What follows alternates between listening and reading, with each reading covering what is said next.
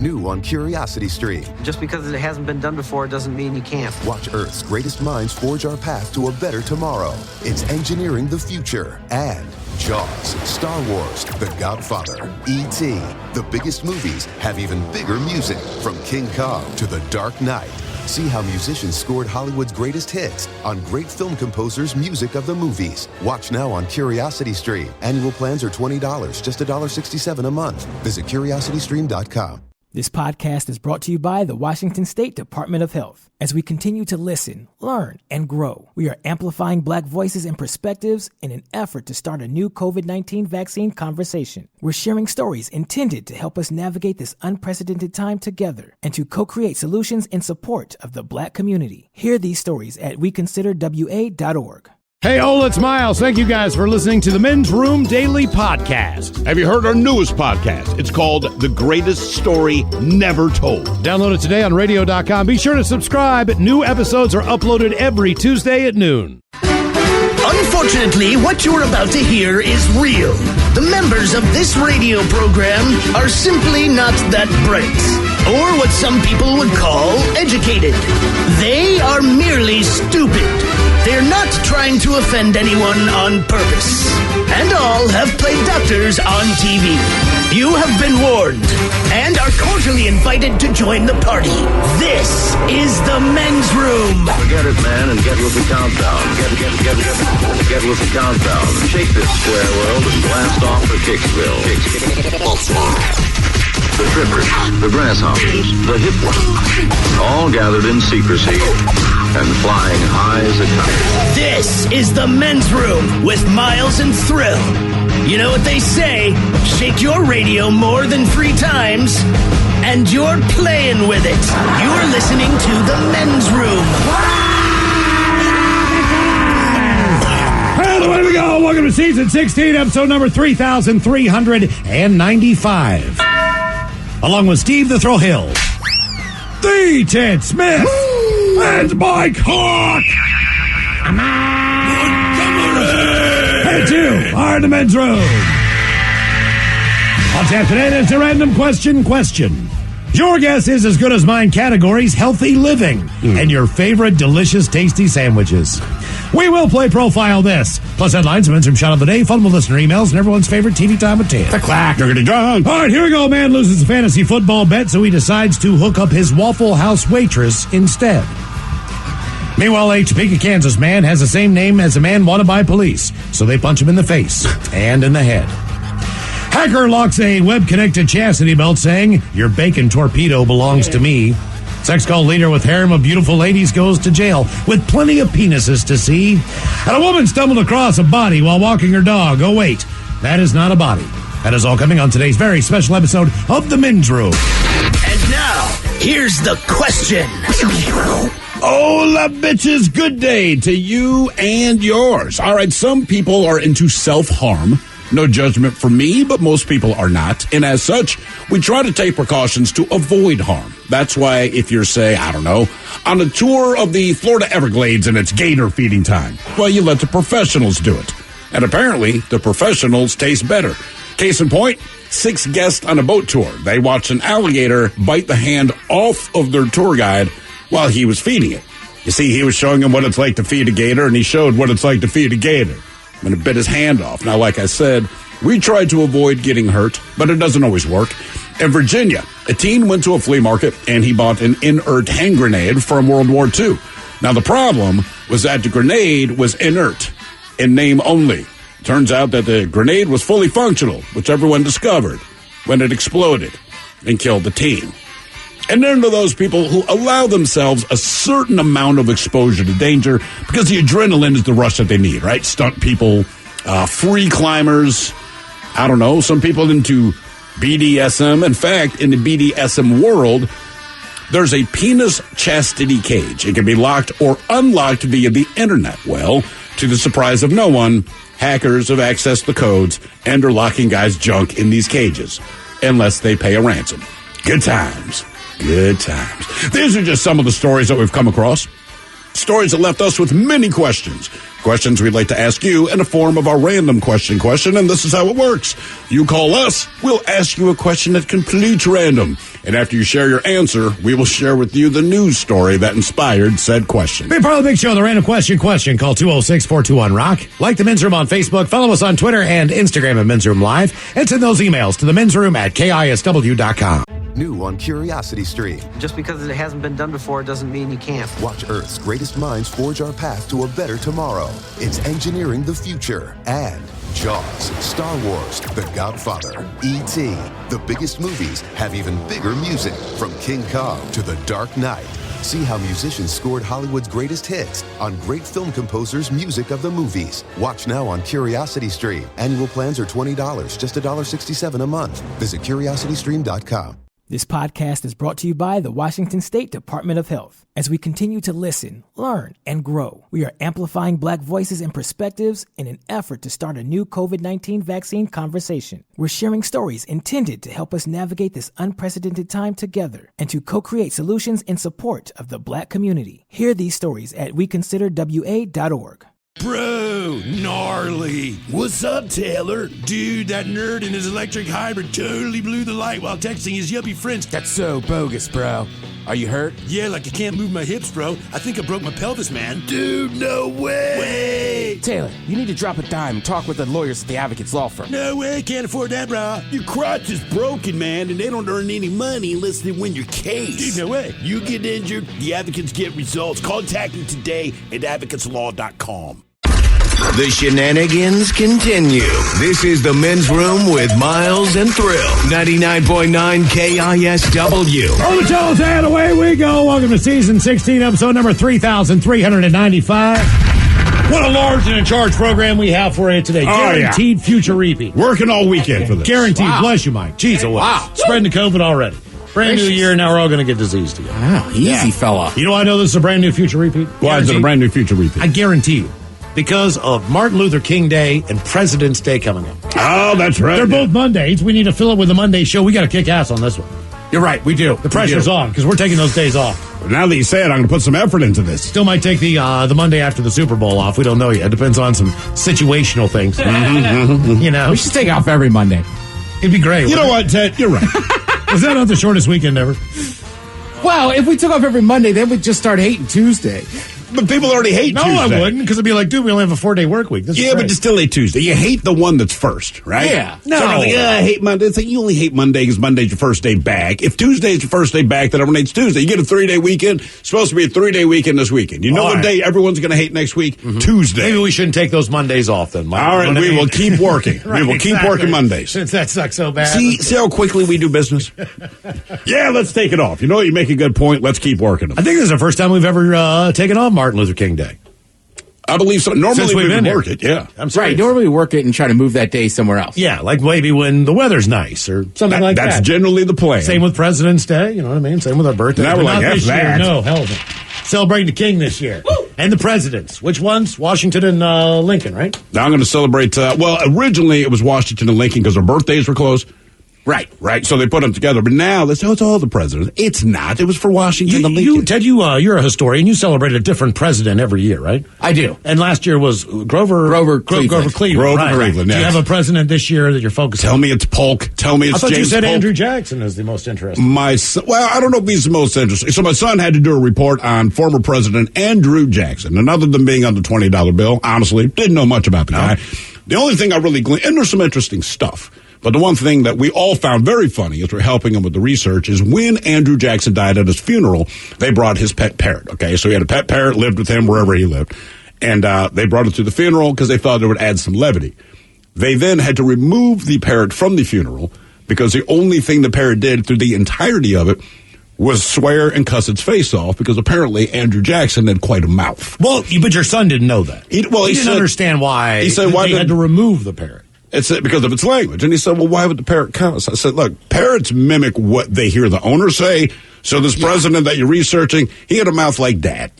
Basically, that's it. And I guess he was saying some very colorful metaphors during his funeral. But you don't cuss out that much out loud at home. Not around the kids. No, I really don't. I'm saying, like, honest to God, if you brought the parrot to work, There'd be horrible things I'd have to explain to the kid. Sure. Why did he say that? Don't worry about it. I'm celebrating Grant this year. Grant? Yep. What happened to Polk? He didn't cut it. Okay. Well, because the 50 is bigger than the 20 on the Jackson deal. Anyway. That's true. And I always carry 50s with me. Always. You always look at a 50 like you're in a different country. Like, what is that? I know, like, where did you get this? Seriously, it's like when you get the big quarter, the dollar coin. You're like, You see 20s and 100s, but every time somebody 50, pops out a 50, it's like, Really? did you request that? yeah. It's like the elusive $10 bill. Like, where in the hell did you get that? So, a big show for you today. Your guess is as good as mine. Categories will be healthy living. As we, if you want to live an active lifestyle, you want to be healthy, there are 10 U.S. cities where you can be the fittest version of you. Why can't you just be fit and not have to have an active lifestyle? See, that's my problem with this. You can. Well, We can't. Right? remember, my insides, they're probably liquefied. Yeah, but you look great on the outside. And that's what I'm going See, for. I'd rather be liquefied on the inside, still look good. Oh, then we have for you the 10 best sandwiches of all time. We all love a good sandwich in here. So if you're going to get active, you're going to get fit, you might as well just ruin the whole thing with the delicious sandwiches. So those are the two categories coming up with your guess is as good as mine. And in the meantime, it is our random question. 206-421-ROCK. Random. Hello, Daniel. Welcome to the men's room. Random. Hello, Daniel. Hello? Random. I hear nothing. Hang on. Mike's going to do the double check here. Might have some technical difficulties. And try someone else? All right, let me try. Hello, Samantha. Welcome to the men's room. Samantha? All right. Okay. These are technical. All right. We're 0 for 2. Simple fix. It is. All right. We got this? Let's go back in time. Let's go back to Daniel. Hello, Daniel. Welcome to the men's room. Hola, gentlemen. How are we doing today? Great, Daniel. How are you? Oh, I'm doing great. I'm about to get some chicken nuggets. I'm off of work, heading home. I am doing great. You sound like you should be in a Disney movie. I mean, you just sound so positive. I am a very positive person until I'm not. Okay. All right. So you Then that flip switches and homie going to stab you. you did takeout, I guess? You did drive-through?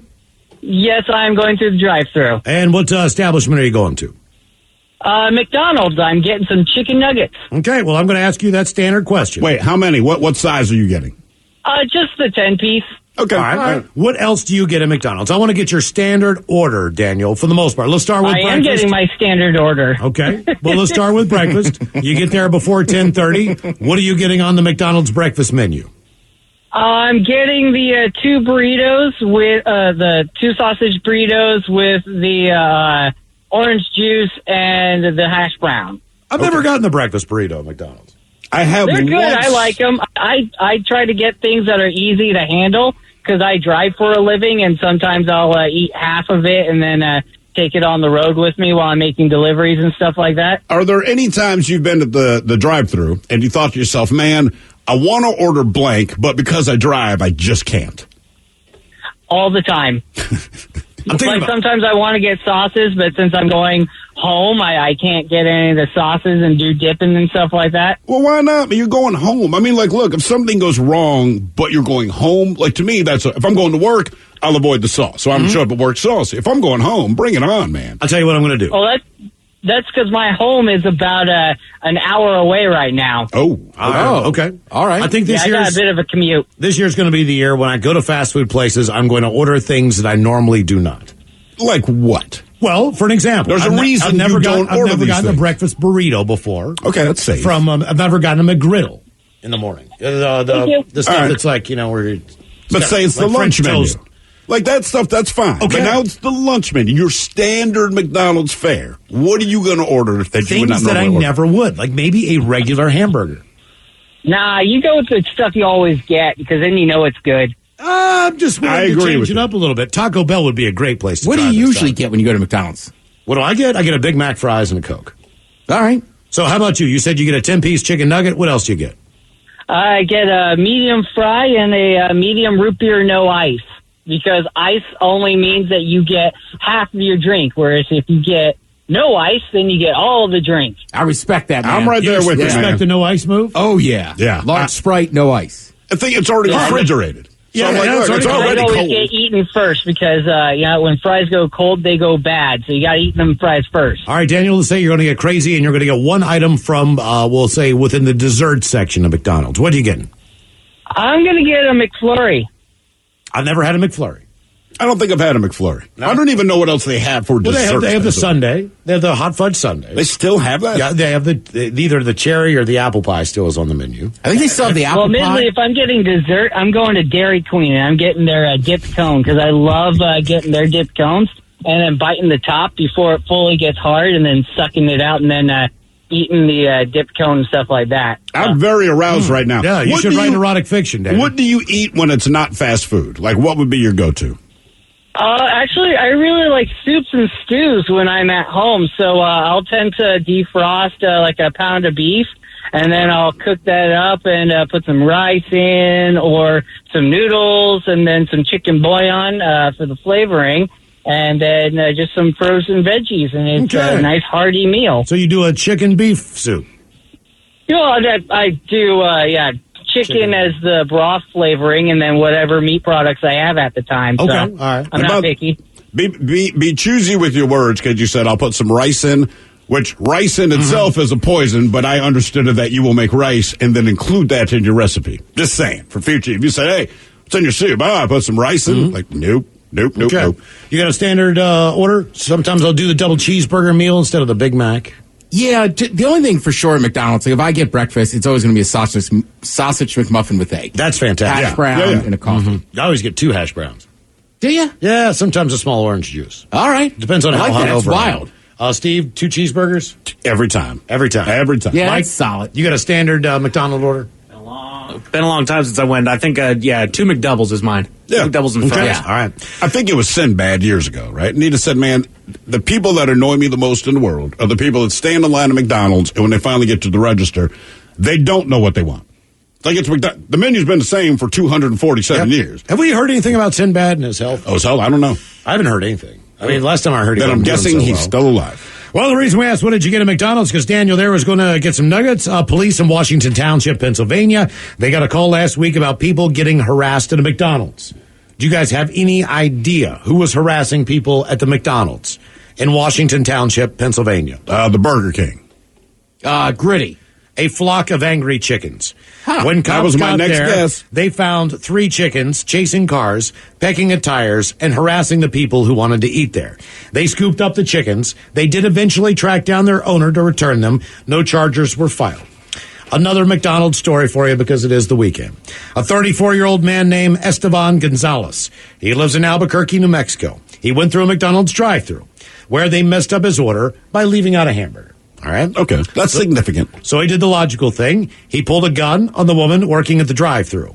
She called 911. Esteban took off, so a police helicopter started chasing him until the cop cars could catch up. He was arrested and told the cops, quote, he was only trying to get a hamburger. He's been charged with aggravated assault with a deadly weapon for pulling a gun on someone because they forgot to put a hamburger in his bag. If you only wanted to get a hamburger, why didn't you say, hey, man, I ordered a hamburger, you guys forgot. And then the 15 seconds it takes them to grab it from under the heat lamp, you got it. Pretty easy to do. It's McDonald's. Again, no one who works at McDonald's gets paid enough to deal with your S. And if you go to McDonald's, you know what McDonald's is. It's not worth getting that angry about. But first of all, who goes to McDonald's angry or in a bad mood? Anytime I'm at McDonald's, I'm like, yeah, we're at McDonald's. I think most people there are pretty in the mood. I'm pretty fired up. Stuff. Yeah. I told you, I've seen it before with my own father. It's losing his mind in the drive. Just give us one example of what was something missing or they tried. Something was missing. So this one, he goes inside. And then I'm a little kid. Like, by the time I've walked into the McDonald's, I just hear him scream, I'm going to climb over this MFN counter. Like, if I don't. So this is in the restaurant. This is not just a drive-through embarrassment. I've been in the car with him. It happened multiple times where he literally got mad. I mean, it was always. I mean, again, it's McDonald's, so it couldn't have been anything that big of a deal. It wasn't like they were insulting him personally. Right. Yeah. I'll never forget. He threw it in park, and he goes, "I'm not pulling over." Like, is this because they wanted him to pull up because his food wasn't ready? And I'll ruin your whole business. Just like, oh my God. And how old are you at this time? 10. What do? You can't do anything. Yeah, just sit there mortified. Right. It is. I mean, I can't explain to you how bad it is. Jesus. Right? Like, it couldn't have been more embarrassing. Uh-huh. And was your brother and your sister in the car, too? Not that time. The time he threatened to jump over the counter, my sister was with us. Who holds him back during this? Like the 2 kids, each one grabs an arm? No, I mean, no. I'm saying like eventually somebody in the restaurant just like, dude, chill out. Right? It's McDonald's. Yeah, like God you're damn, losing your mind, right? And we're talking about so that's how I'm like.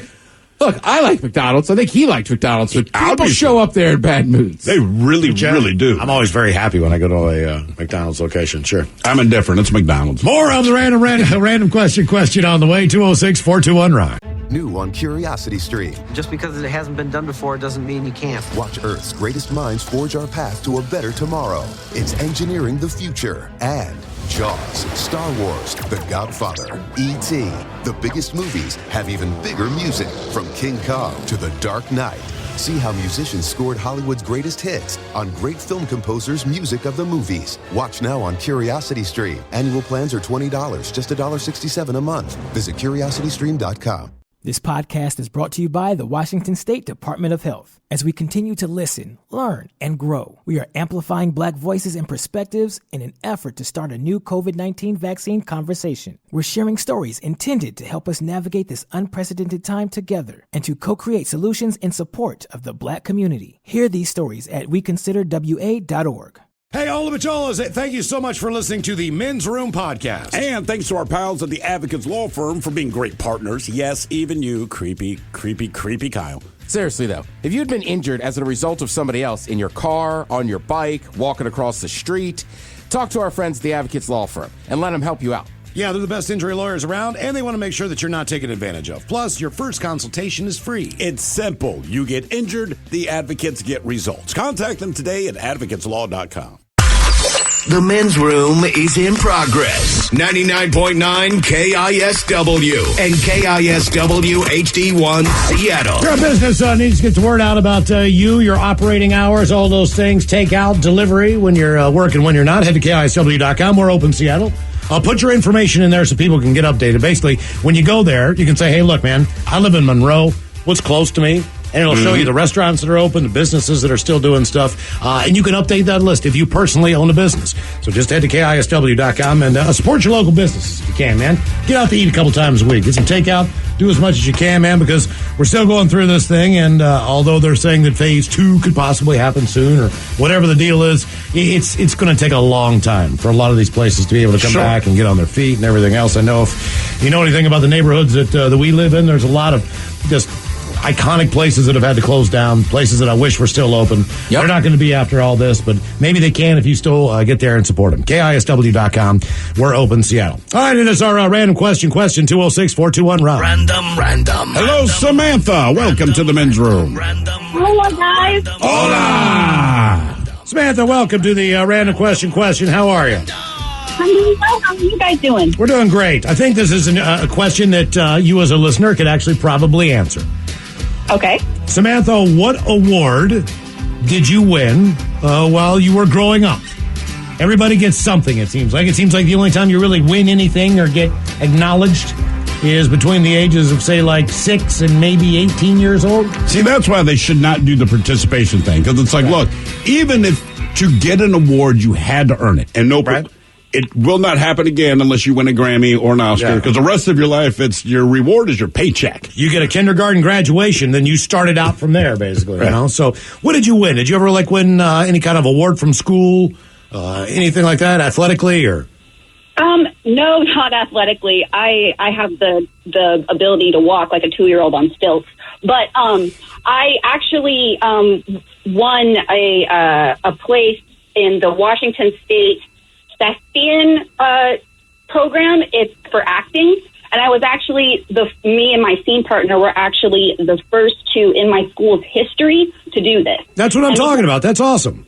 Yeah, so I placed in, I think it was like an 80 to 90% projectile, and when we had found out, I thought, I just won state. That's pretty cool. But it turns out I ended up winning nationals. So I ended up going to nationals in Nebraska and getting to take all kinds of cool acting classes and watch plays from all over the country that different schools were doing. To reward you, they sent you to Nebraska? It's the theater capital of the world, Steve. Where have you been? I mean, my God, next to Broadway, Nebraska's where it's at. How long were you in Nebraska? I was in Nebraska for I think it was at least 5 days. Was it a cool experience? It was. And it's funny because the first night that I was there, we were on tornado watch for like the first 12 to 15 hours. I remember being outside and because we were we were in Lincoln, Nebraska, and they put us at the college that was there. That's where we stayed. And we would walk between all the theaters. And I remember walking and it was pouring. And I remember the sky turned this like thick green color. And I remember thinking, that's not normal. Yeah, it's the same color as baby poop. And I'm sure a lot of parents probably know this, but a lot of the times, this is their child's best opportunity to hook up with somebody. Oh, sure. You know, band camps, things like that. I mean, like, you get out of town, you don't know anybody, you're never going to have to see them again. They don't know you, so they don't know all the trash on you. It's like your Vegas trip, but you're a kid. Right. You know what I mean? You're making out the next thing you know with somebody from, I don't know, Lincoln, Nebraska or whatever. No. Yeah, I mean, well, whatever you can get. How do you submit? I mean, did you have to shoot a video of you acting? Did you have to live act in front of these people? How do they judge this?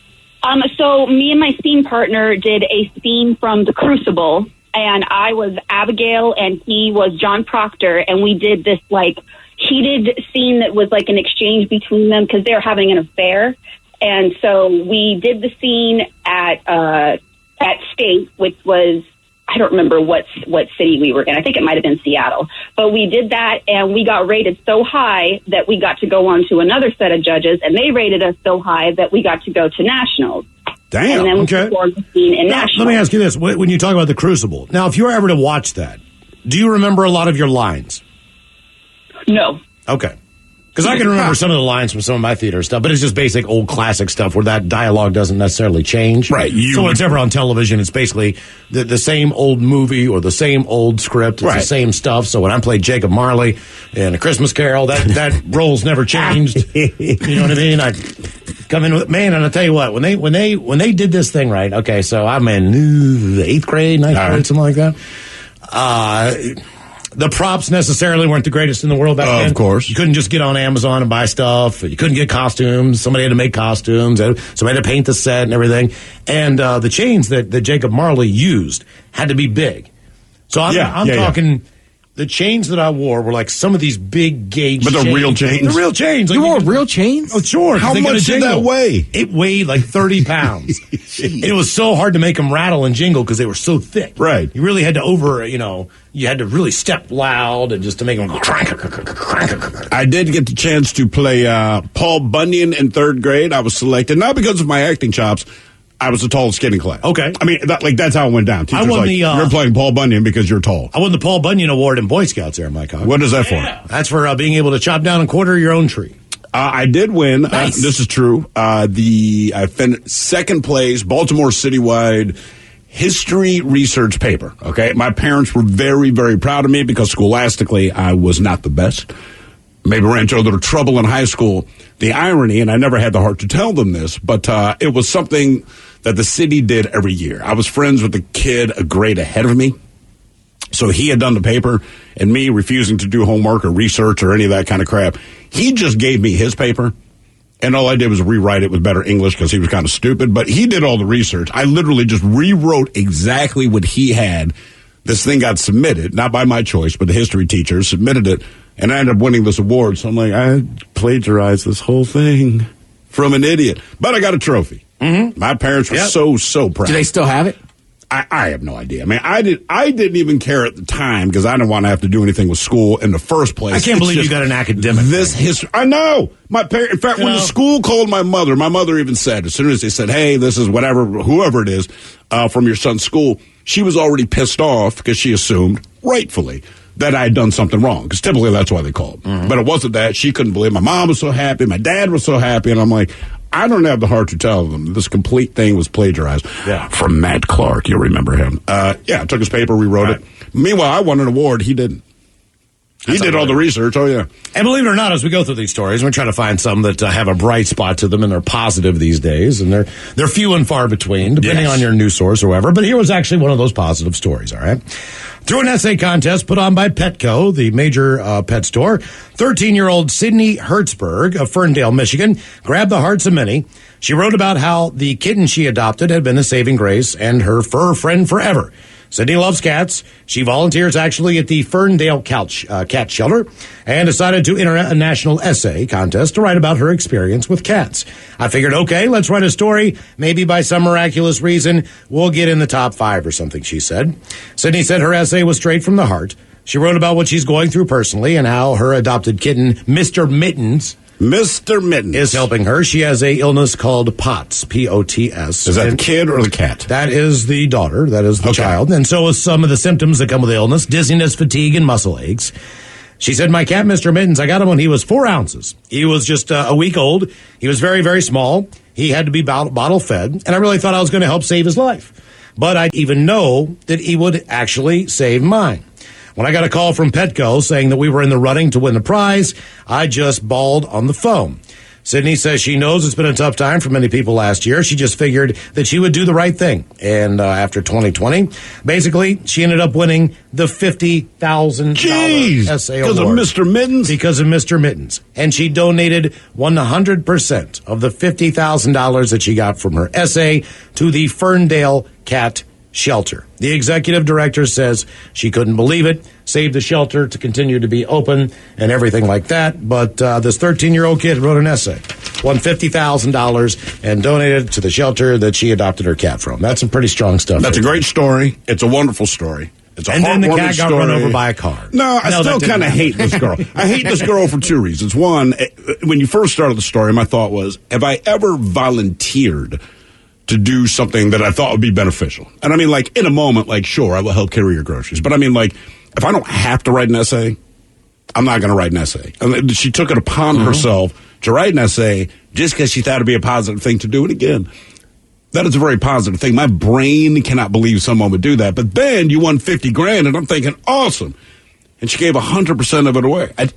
I cannot stand this person. You adopted a dog from an animal shelter. That is correct. All right. Now, if you were to have to write an essay, I have to write an essay. About your experiences so far with your lovely dog. Is there any thing that you would? I mean, with the time where let's say she ate, I don't know, $150 worth of steaks or something like that. Do you have any particular moments that stand out as far as cleaning up puke with a vacuum cleaner up and down the steps, or anything that would? If I'm judging this essay, there's all those things. I mean, I guess, like, look, man, it comes down to this. I realize that I must love this dog because I have not killed it and eaten it. Because it does puke up and down the stairs. Not all Does the it time. still lick your head every morning to wake you up? It licks my head every morning. Look, this is what I would say about the dog. This is, for all of her shortcomings, for all of the insanity that is bottled up in this 4-legged piece of fur, you never, ever doubt and you never question if that dog loves you. The dog loves you. That's what I could say. Therefore, all of these other things that come with the dog, I'm willing to overlook. Maybe not in the moment. Right. Sure. But overall, I can look back and laugh that you ate $150 worth of these steaks that have been marinating all day that we were so excited to eat. Water under the bridge. You know why? This is the equivalent of like the Omaha steak package that Ted got in the mail the other day, right? These are like the quality ones. We don't normally drop coin on cuts of meat like this, but here we were, and we were like, you know what? F it. It's more money than we want to spend, but we're going to eat the living hell out of it. These things marinated all day. In fact, when you open the door to my home, they weren't cooking. They're just marinating. But the marinade smelled so good, it's the first thing that hits you. And I'm like... Same with the dog. I am so excited to eat this. Then I'm wondering who the dog is, because normally the dog is going to greet me at the door. The dog has earned the nickname Shakira. Why? Because Shakira likes to shake her hips. All right. And when the dog's tail gets going because she's so excited to see me, because apparently I've been away longer than I interpret I've been away, her whole back half is shaking. So I'm like, there's Shakira waiting for her. Well, she wasn't at the door. Seemed a little odd. Couldn't figure it out. Walk around the kitchen island, and I see her butt now. And as I move around more and I get the full perspective of the dogs, there's the marinating steak in her mouth. Mm-hmm. And I thought, I am going... What was the look that she had on her face when she saw you? These were delicious, but I know you're mad. Kind of...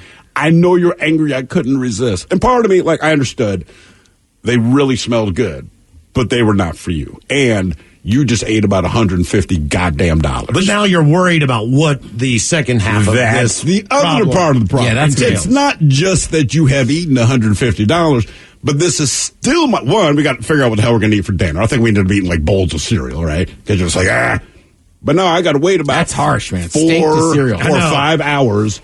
and the problem arises again. It's like when you lose your job. Yeah. Now you're bugging me. You're talking to me, telling me you need to go out because you have diarrhea. And I'd love to say, hey, it serves you right. But the problem is, if I don't deal with this, you poop in my carpet, which becomes more of my problem. So this is all a great essay. But obviously I love the dog enough that I tolerate this. That's what I would say. Did you get into your Omaha products over the weekend? I did. What'd you get? We fired up the kielbasa's and the 100% all beef franks. And? The kielbasa was great. I was kind of blown away. I was like, man, these are really good. What hot about dogs the were dogs? good. They were good. Okay. Cool. The hot dogs just had a little more involved. Like, there was 4 of each. So the kielbasa's came off. It was still early in the game. So 2 of those just got sliced up right away.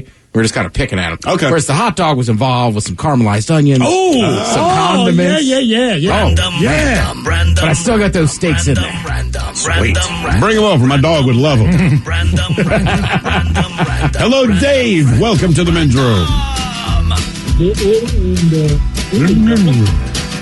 What's that? I said, hola and Happy New Year's, gentlemen. Hola. Happy New Year, Dave. Happy New Year. Speaking in that mask speak that we're all getting used to. Okay.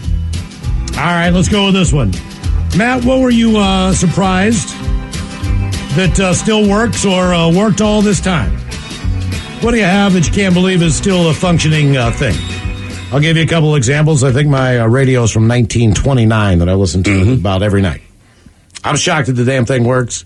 I'm shocked that the Bluetooth thing that they somehow figured out how to plug into that thing actually works. Can't believe the original speaker still works. Takes a little bit of time for it to warm up. Well, of course, it's old school. Tubes, right? And all that stuff. If I forget to shut it off at night, it could feasibly burn my house down because it gets so hot. So got to be. But what are you surprised that you own or have that still works?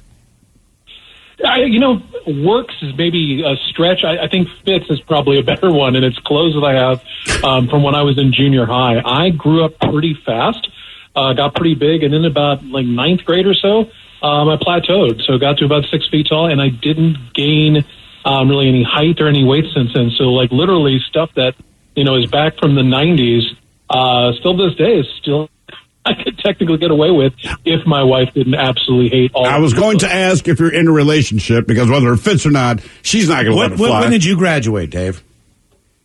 High school's 95. 95. So you're kind of in the end of the 80s as far as the fashion era goes. So you'd have to deal with a lot of that 80s fashion. I would think you have a lot of plaid. But 90s, is more of that grunge era a little bit, depending on which way you went. What was your style of clothes? Well, there was a little bit of that plaid just because I'm a Northwesterner, but honestly, it's a lot of T-shirts and shorts, man. I was that kid who's like, there's snow and ice on the ground. Doesn't matter. I'm still rocking flip-flops and shorts and a T-shirt. Okay, now, T-shirts are universal, right? A T-shirt, inevitably, there's just something printed on there that you want the world to know you're interested in, and then it goes away, right? But the shorts, anytime I look at shorts, every 10 years, I realize if you look at a picture, the shorts look a lot different then than they do now. So, like, what kind of shorts were you rocking? Oh, yeah. There's 2 different time periods. Like, late 80s, they are the real up there high, kind of like, the grundle holders, if you will. They're really up there. But then once you get into, like, 91, 92, then we've got the ones that, like, they go almost to, like, the top of your shoes practically. I mean, they're shorts. Yeah, I follow it. Yeah, that's what I'm saying. Like, T-shirts, whatever. They're always going to look about the same. But, yeah, the shorts and pants, especially, when you look at any time period, you're like, Jesus Christ, I cannot believe we wore that. What, shorts? Yeah, I don't break the pants out anymore. But, yeah, shorts are really good. And like I said, the tighties, my wife calls them baller shorts. Yeah, those are.